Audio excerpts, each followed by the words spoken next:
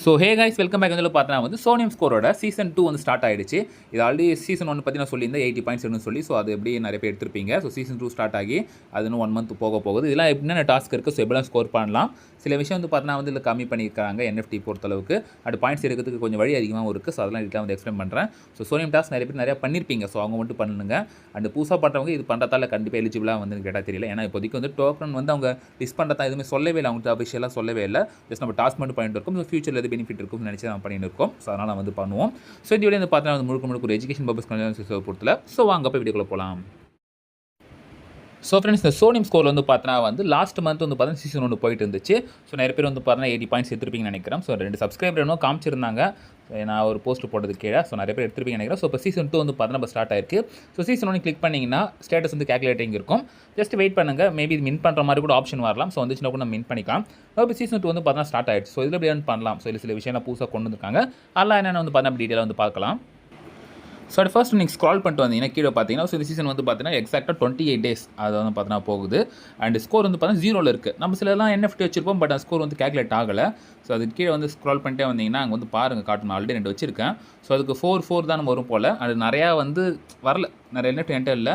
So more NFT are reveal June காட்டுது. Maybe அதில் நம்ம வச்சிருக்க NFT வந்து நம்ம ஸ்கோர் ஏற்றி விடலாம். ஸோ நிறைய பேர் சீக்கிரமாக 100 ஸ்கோர் எடுக்கிறதால மேபி சில விஷயத்தை வந்து கம்மி பண்ணியிருக்கோம் சான்சஸ் இருக்குது.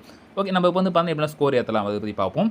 ஸோ மெயின் விஷயம் வந்து பார்த்தீங்கன்னா வந்து யூனிக் ஆக்டிவிட்டிஸ் இருக்குல்ல, இது வந்து முக்கியமாக நீங்கள் ஸ்டிக்கை கம்ப்ளீட் பண்ண பாருங்கள்.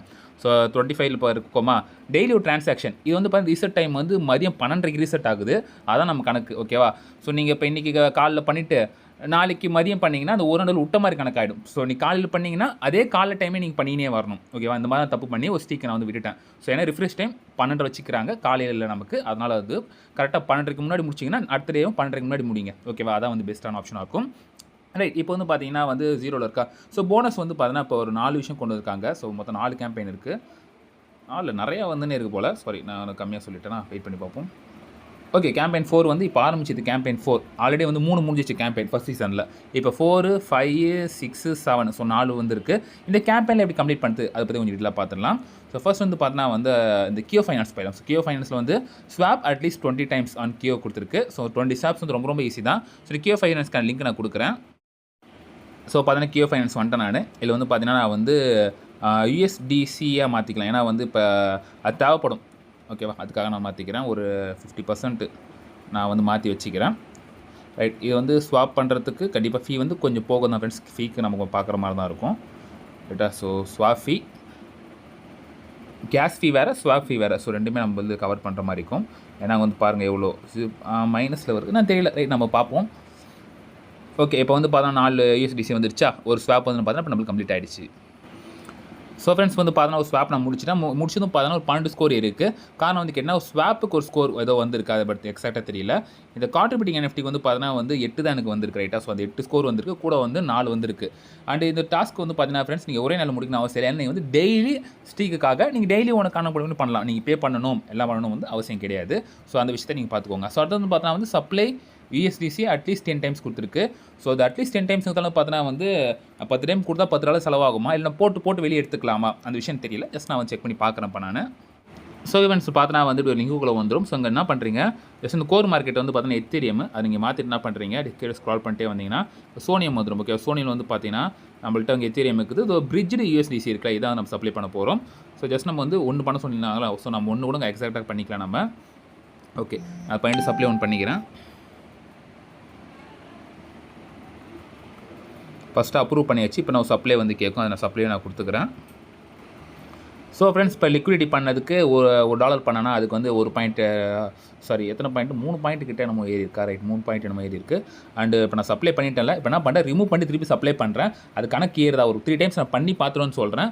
ஸோ 3 ஏறிச்சுன்னா ஓகே நம்ம போட்டு எடுத்துக்கலாம். இல்லை $10 டெபாசிட் பண்ணுவோம். ஜஸ்ட் செக் பண்ணி பார்த்துட வேண்டியதான்.